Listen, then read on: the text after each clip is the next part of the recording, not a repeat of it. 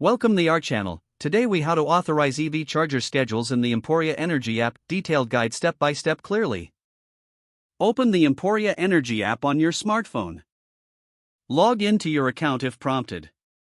Navigate to the Devices tab located at the bottom of the screen. Find the EV charger you want to manage from the list of connected devices.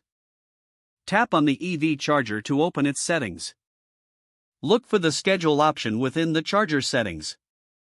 Select the Schedule option to access scheduling features. You will see options for setting charging times.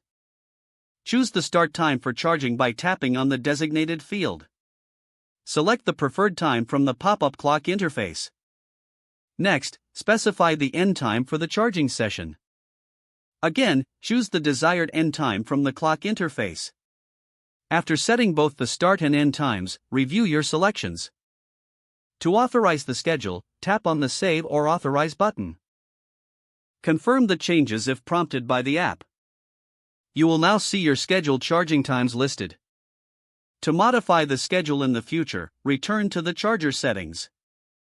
Follow the same steps to update the schedule as needed. Your EV charger is now set to operate according to the authorized schedule. Feel free to monitor your charging status through the app's main interface.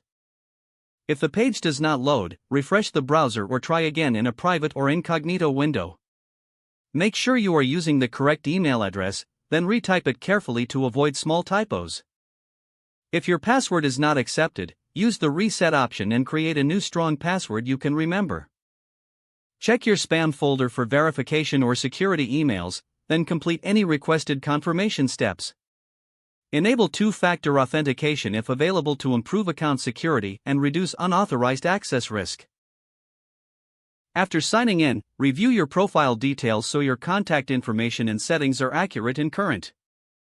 If you see an error message, note it down and try again after restarting your device and internet connection. Log out when you finish, especially on shared devices, to keep your account and payment information secure. Don't forget to like this video and subscribe to our channel for more step-by-step tech guides.